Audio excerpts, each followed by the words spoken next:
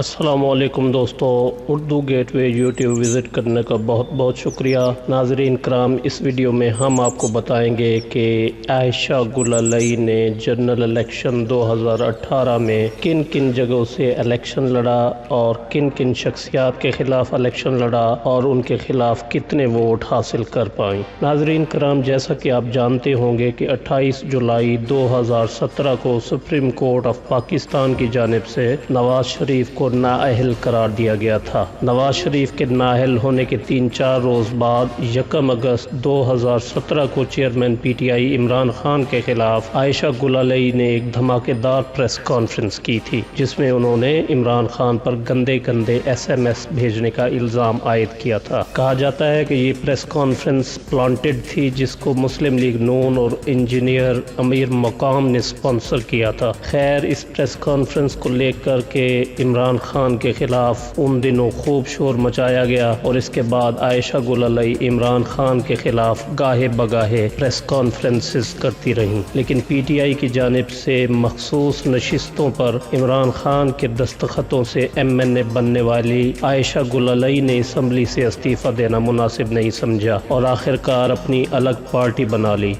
और इमरान खान के खिलाफ इलेक्शन लड़ने का ऐलान कर दिया। और मोहतरमा ने 25 जुलाई 2018 को मुनक्किद होने वाले आम इंतखाबात में NA-53 इस्लामाबाद से इमरान खान के खिलाफ इलेक्शन में हिस्सा लिया और सिर्फ 138 वोट हासिल कर पाई। इसके अलावा उन्होंने NA-25 नौशहरा से भी परवेज खटक के मुकाबले में इलेक्शन में हिस्सा लिया और 959 वोट हासिल किए। इसके अलावा उन्होंने NA-161 लोधरान 2 से जहांगीर तरीन वाली नशिस्त पर पीटीआई के उम्मीदवार मियां शफीक के खिलाफ भी इलेक्शन लड़ा और यहाँ पे उन्होंने सबसे ज़्यादा वोट हासिल किए, जहाँ से चारों हलकों से सबसे ज़्यादा वोट हासिल किए इस हल्के में और 1614 वोट हासिल किए इस हल्के में NA-161 में। सिंध से भी उन्होंने कौमी असम्बली के हल्का NA-231 ठट्ठा सजावल से भी इलेक्शन लड़ा और 827 वोट हासिल कर सकी और यूं मोहतरमा चारों हलकों में शिकस्त से